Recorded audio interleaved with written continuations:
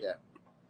Did you have a mentor in your personal life, or maybe like a music industry mentor? Because it's so easy, especially as a young artist, to especially in hip hop, which can be a very competitive style of music Yeah. inherently, to compare yourself to others, or to chase trends, or to chase success in so many ways. Did you ever go through that as a young artist, or did you have people around you that kind of showed you the right way? Um, I didn't. I didn't really have like someone personally, like directly, like knowing somebody. I definitely had people that I look up to. Um, in Ghana, I had one of the legends called Obrafour, who does rap music, and he definitely changed the face of rap. And that's when I fell in love with rap, like really hard. Obviously, I was listening to the Packs and the BDs, but that is just musical. For at this point, for me, trying to stay consistent, it has to be Jay-Z, because I think Jay-Z is the definition of what having longevity in rap music is to me, to be super relevant in all times. So sometimes I don't want people to get close to me to be a mentor. I just want you to win. And the more you keep winning, you keep stretching it for me. Because Jay-Z is like, I don't know how old, I might be wrong, I think over 50, right? Yeah. And for that means I have a long way to go. And that's exciting. It doesn't make me panic, right? Because if nobody hit 50 in rap music and still be relevant, I wouldn't be doing this. Right. So because of him, I feel like I have more time. So he's definitely my mentor through my whole career. Yeah.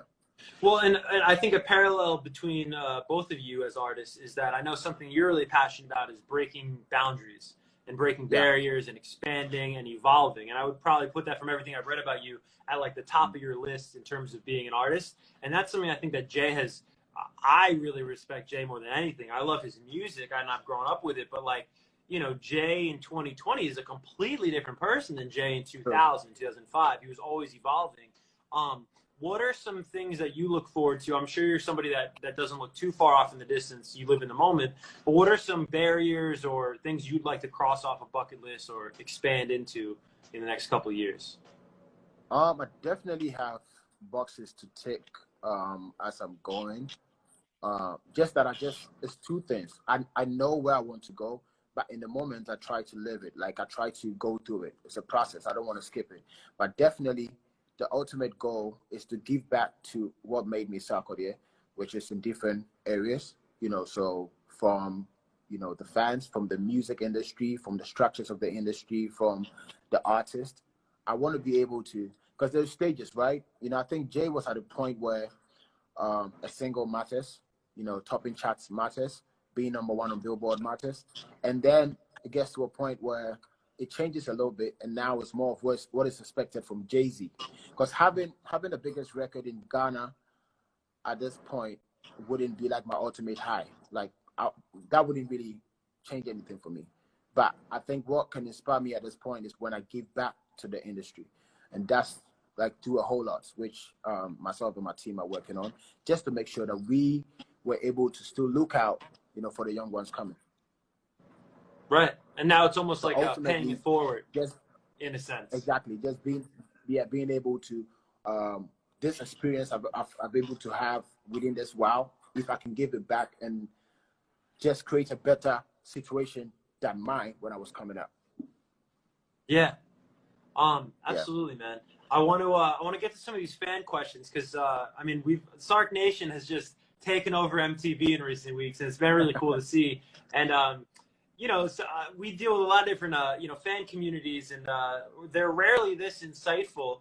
And these are great questions. So I'm just going to get to as many as we can right now. All right. So this comes from I am Wendy Lulu, who says, "Will it be possible to perform every song of yours during the Black Love virtual concert?" I'm going to guess probably not because you have so many songs, but tell us a little bit about this virtual concert. Is this something that's happening?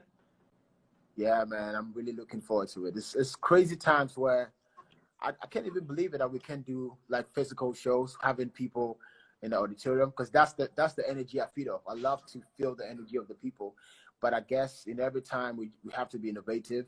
So we can't just sit and wait. So definitely the team put up this virtual concert, which we want to do it special. I intentionally did not put out the venue because I'm trying to do something epic. Regardless, even if I put a venue out, you can't come in. But I'm trying to do something epic, and the lineup is crazy. Like what I'm trying to do, because Black Love, I was in the States. I was actually locked in the States when this coronavirus started, and it was because I wanted to come and promote Black Love, the new album, but then it wasn't possible, so I just came back home. But I just felt that it's not had the promotion needed so far. It's the songs are good. It's out there. People are playing it. It's had some success on the radio, but I still feel that presence of the album has not been felt because of this situation. So this performance or this virtual concert is basically to celebrate with the fans on Black Love album so that they can listen to these songs that they've been listening to live, yes, via the internet. Yeah, and give a whole new life to it, you know? Yes. Present it in a whole new way. But it's gonna be epic because of what I'm trying to put into it, like what I'm trying to do. Even when we had the physical time, when I could meet them in the auditorium, we didn't do that. This time we're trying to be like super innovative so that it doesn't look boring, because you don't have people around you screaming, so it has to look dope. Yeah, exactly. So there's a lot coming in. So the 16th of August is happening. Myself and my friends. I'm announcing the artists that are coming through soon. I think from tomorrow I'll start dropping the names. Amazing. So August 16th, that's the date? Yes. Amazing. Amazing. All right, let's get to a couple more of these. Do you have a name? This comes from, I think, Obrafour, Rashid. And it says, ask Sark if he has a name for his next album and the date if he's planning to release it. Are you thinking already about the next album? Is that too far in advance? Yeah, but the funny thing is, every record that I put out, I record too much. So I always have too much music to do a project. But I just need to feel it, you know. So far, what I'm feeling is just recording. I have a bunch of records. I'm looking at the next sound, because that's what I do. I try to change sound every time. I would do like a whole hip hop. If you listen to The Highest, that's more hip hop. And then I think I came to, I think of The Highest as well. Black Love. Black Love is Afrobeat, you know, which is great. And then I can switch it up to something else. I don't know. So I just have to feel it. At this point, I don't know the sound I'm hearing, but I think after Afrobeat, it has to be something else. If I feel it, definitely they're gonna have it. Where do you typically get inspiration from? Like, what will actually dictate your sound? Will you just catch a song maybe somewhere? Is it where you're at personally? Like, what dictates the sonic development of your music? It's super random, but I can say 80% has to. I feed up producers. So producers will send me something, and what about me is, if I do like Black Love, if you send me any beat that has the Black Love theme, I'm not going to be inspired at this point. So there should be a beat that brings different cadence, different writing, like different like flow, everything, and that's going to inspire me to do the next wave. So mainly I think from producers, and also I just get tired